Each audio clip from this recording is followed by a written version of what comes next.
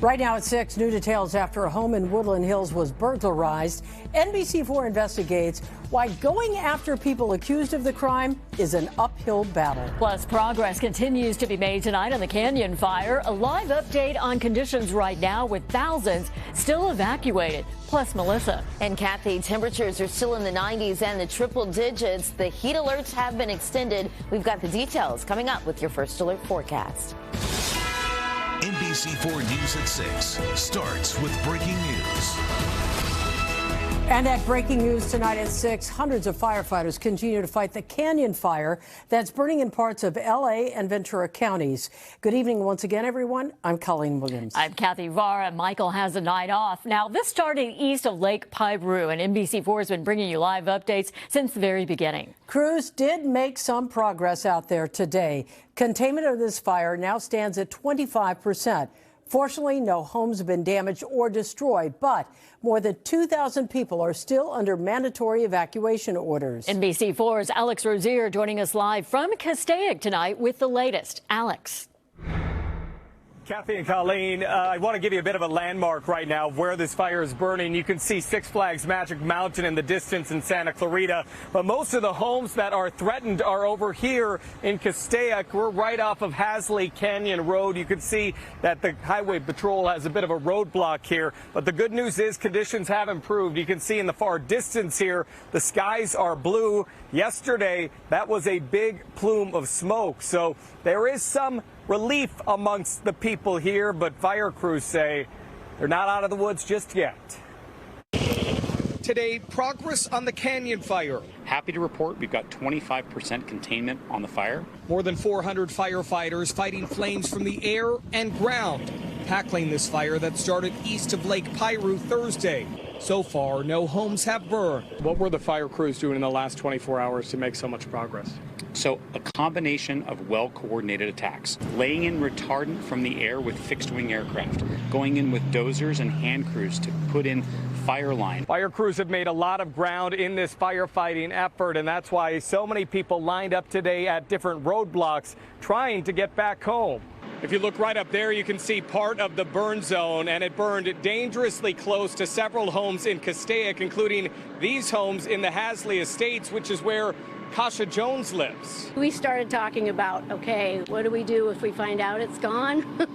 You imagine watching the Palisades fires and feeling so bad for all those people, and now thinking, might be our turn to watch the news, you know, saying my street, Hasley Canyon. I got really close, really scary. In neighboring Santa Clarita, people were keeping a close eye on this fire, too. Many also relieved returned to work and school at this complex in Valencia today. But it was also here we saw a lot of wildlife, even a coyote staying a safe distance from the fire zone. Though firefighters are making progress, it's still dry, hot, and a bit windy. A potential recipe for more flames. We are still being vigilant. There is still a significant risk. So our mission is to protect life and property. And we're going to do everything we can to bring this fire under control as quickly as we can.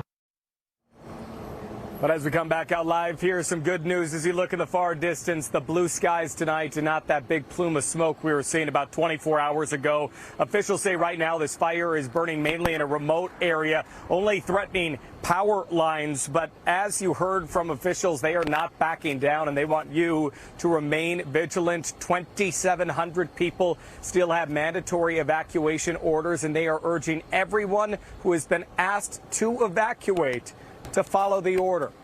We're live at Castaic. I'm Alex Rozier, NBC4 News.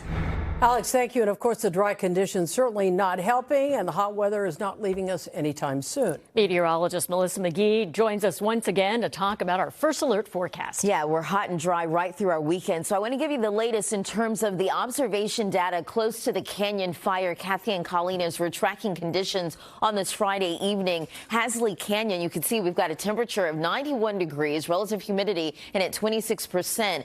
Piru Canyon Road, the temperature knocked down to 90 degrees. degrees, but you look at the wind direction for both sides coming in from the south and west and drifting off to the north and east. So more than likely seeing a little bit of smoke right along the 5 and for areas just to the north of Santa Clarita and smoke drifting to the north of Valencia. But if you're in that area, the air quality is certainly poor. If you see the smoke or ash, remain indoors, close your windows, run the air purifiers, circulate some of that air. If you have to go outside, keep it brief. Use an N95 or a P100 mask to keep yourself safe. Aside from the air quality that we're tracking, heat alerts that were supposed to expire tonight have actually been extended. Now they will not come down until 8 p.m. on Monday. So the orange, that's a heat advisory for inland Orange County and the Inland Empire. And then we've got an extreme heat warning for the Coachella Valley. You can see why. Look at these numbers: 96 Santa Clarita, 99 San Bernardino, and 102 there in areas in Victorville. So we will continue to monitor the conditions across our region. Also keep a close eye on the air quality concerns across the area.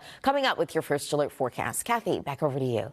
Melissa, thank you. We will continue to track the latest on the Canyon Fire throughout the evening. For the latest news and updates, download the NBC app. There you can find a map showing the latest evacuation zones. Tonight, NBC4 Investigates has learned prosecutors have filed felony charges against 2 men suspected of breaking into a Woodland Hills home and then leading police on a high-speed chase. Our investigative reporter Eric Leonard joins us live in the newsroom with an update on this. Eric? Hi, Colleen. Well, the most serious count here is residential burglary, and police tell us it took an enormous effort to bring the charge. As we reported earlier this week, the men here are accused of, or the men that are accused here were under police surveillance when this break-in took place. And this is all part of the law enforcement response to all of these home break-ins that have left many residents in Encino and across the valley uneasy. The criminal complaint we saw today accuses these men of first-degree residential burglary. It took place while the homeowners were inside their house. The men are also charged with vandalism and fleeing police during that chase. This is the back window of the home in Woodland Hills, smashed during the Tuesday morning burglary. The men didn't know they were being tailed by undercover detectives who previously suspected these men were involved in some of those recent burglaries across the San Fernando and San Gabriel valleys. There was a high-speed car chase down the 110 freeway. It ended in a crash at 98th and Wall Streets when the Tesla the men were in hit a parked car. The men were caught after a short foot chase and a search of the neighborhood. Now, police tell us it remains very difficult to successfully prosecute burglars without clear video or an eyewitness, which is why these detectives have been following around suspected thieves and waiting to see what they do.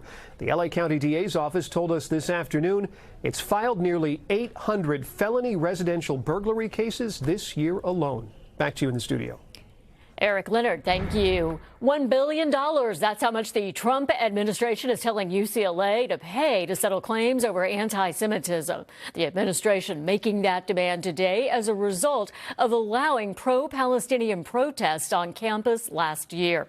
This new penalty, by far the largest ever demanded of a university, is a blow to the entire UC system. The proposal also requires an elimination of diversity scholarships, federal oversight over protest rules and admissions records. Governor Newsom says he will defend the school. Donald Trump today is trying to silence academic freedom. He's attacking one of the most important public institutions in the United States of America, one of the finest institutions of higher learning in the world. We will not be complicit in this kind of attack. Today's news comes as the Trump administration cut an estimated $500 million in research grants to the university. UCLA also recently agreed to a $6 million settlement with Jewish students who were victims of the campus protests. Astronaut Jim Lovell has passed away. He was the first astronaut to go into space 4 times, but he's probably best known as a commander of that near-tragic Apollo 13 mission to the moon. That mission was intended to be NASA's 3rd moon landing, but instead, disaster struck when one of the oxygen tanks exploded. Despite the odds, the crew returned safely home. According to NASA, Jim Lovell spent a total of 715 hours in orbit during his career. He was 97 years old. It's 6:10. Let's take a look at the top stories happening around Southern California. We start with NBC4's Hetty Chang with more on a coyote attack that was caught on camera. This is Del Amo Park in the city of Carson. Enoch Palomar's family says they were here on Monday night watching Enoch's sister's softball game that took place right here on the field. And Enoch's mom says this is exactly where he was playing on the playground. Another parent's cell phone video captured the moment that Enoch's mom says that he was getting viciously attacked by this coyote. You can actually hear Enoch screaming in that video. Enoch's mom says that he was bit in the back of the head as well as the back of the legs, and he had to get 20 stitches as well as several rabies shots. Maybe you've heard of people getting stuck on a favorite arcade game, but one young lady at this Chuck E. Cheese in Burbank found out the hard way you can also get stuck in one as well. And if that happens, you can expect plenty of people with cell phones around to capture it. This was posted to the Citizen app. Around 3 p.m. Thursday, a still unidentified woman inside the Snow Day game console on her knees, her right hand stuck in a hole. Burbank firefighters took 22 minutes to free her. I'm Christian Cáceres in Paris, where the Valverde Unified School District is preparing for the first day of class, which is on Monday. And new this year, they will be launching their central kitchen right next to the 215 freeway, which the district says will allow them to provide a fresh meal to every single student. We're talking breakfast, lunch, and dinner. Now, this is a major game changer for the school district, which they say will now allow them to feed about 20,000 students. And inside the facility, they will also have a smaller kitchen where they will test out different recipes, and they will also have courses for students interested in the culinary field. New video shows a family of bobcats making themselves right at home in Santa Clarita. Gina Landis sent us this video from what she calls her wildlife cam. She thinks this is a mom. She's nicknamed the mom Barbara Ann and her 2 kittens. They've been getting pretty comfortable here for the past 14 months, lounging by her jacuzzi late at night. We love it. It takes everything out of me not to leave toys and blankets for them. And they were here at 9:45, and then they didn't leave until sunrise, really. Gina says they also get a lot of squirrels and raccoons coming to visit as well. Well, summer is supposed to be the busiest time of the year for Little Tokyo, but after a series of damaging demonstrations denouncing immigration enforcement, the community is really struggling to recover. NBC4's Tracy Leon explains how Little Tokyo is facing one of its toughest battles yet. It's been about 2 months since the protests against immigration enforcement operations rocked downtown L.A. And here in Little Tokyo, many are still feeling the impact. Businesses telling me sales have dropped by about 50% because many still feel it's unsafe. Little Tokyo is struggling to survive. During what should be its busiest time of year is instead unusually quiet with fewer customers and visitors. We're just not seeing the same lines. We're seeing not the same level of hotel visitors. We're not seeing the same just people in stores. And I think that really speaks to the still ongoing perception locally and internationally of people feel unsure or unsafe about coming into the neighborhood. Little Tokyo Community Council Executive Director Kristen Fukushima says it all started after the protests in early June. Protests opposing federal immigration actions filled the streets of Little Tokyo, a cause many in this community support.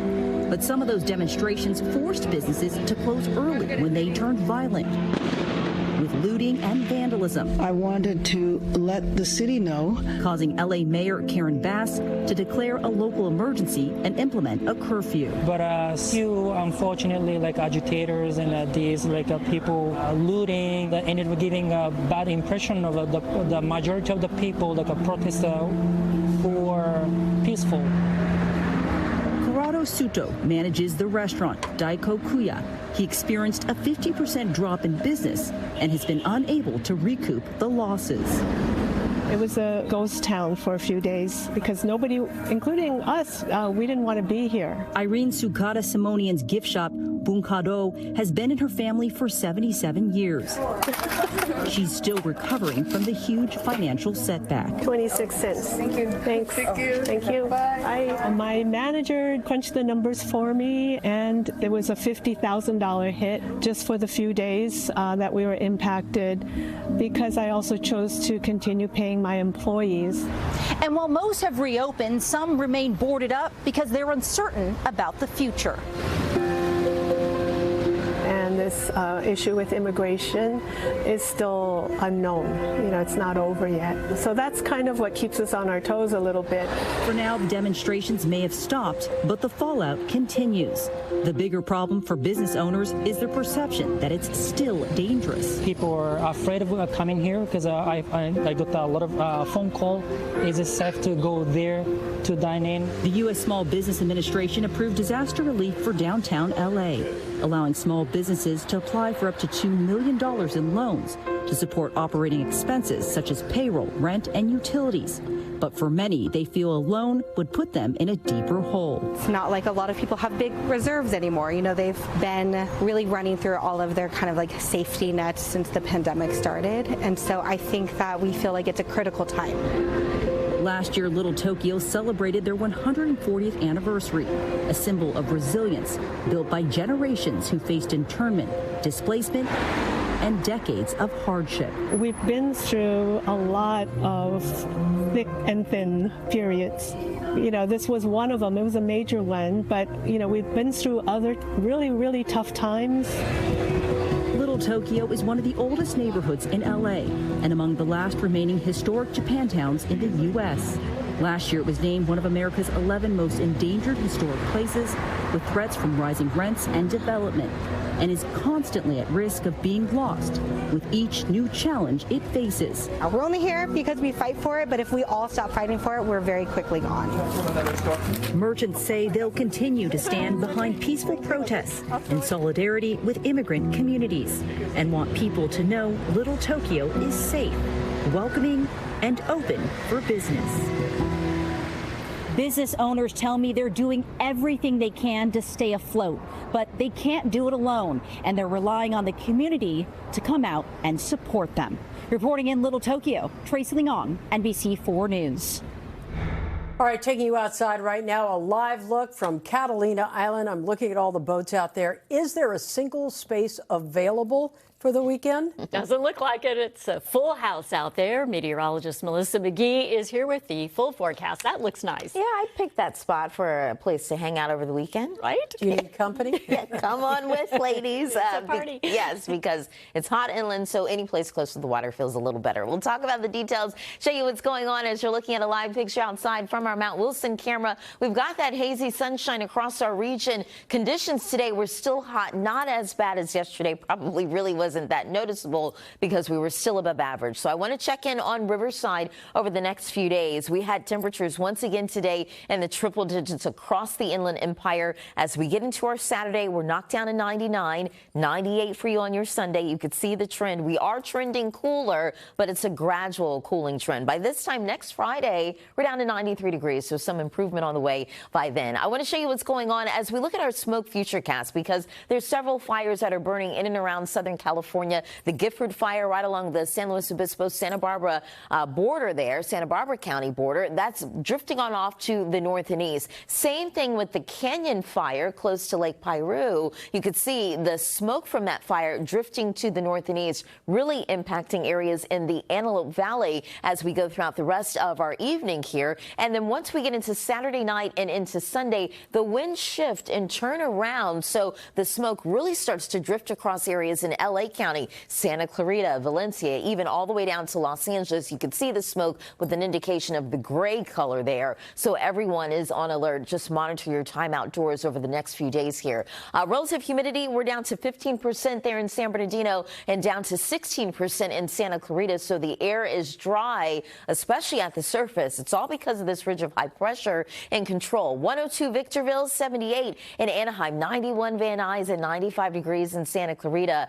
satellite and radar showing you we've got this trough of low pressure that's well off to our north, so that's where the cooler air is staying. This ridge of high pressure is keeping us nice and hot, so you can see this is going to be the setup as we go throughout the next couple of days. Temperatures across the area, Lancaster 105 tomorrow, 100 in Santa Clarita, a little better in Irvine coming in at 86. Your forecast tomorrow for the basin, 87, 86 for you on your Sunday. As we get into next week, trough of low pressure moves in Thursday into Friday, and at that point we'll have temperatures in the lower 80s and the lower 70s on the way for the coast by this time next week. Valleys, it's still hot tomorrow and at 95, but as we go throughout our work week here, you can see numbers cool down into the 80s. Then the lower 80s are returning as we get into next Friday. Still hot for the IE this weekend, triple-digit heat on the way, but we'll start to cool down to the lower 90s as we head into our weekend. High desert 101, 114 for the low desert, and the mountains looking really nice this weekend. 80s on the way, but then this time next Friday, 78.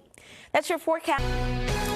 And next on the NBC Nightly News with Tom Llamas, more on the escalating fire danger here in Southern California.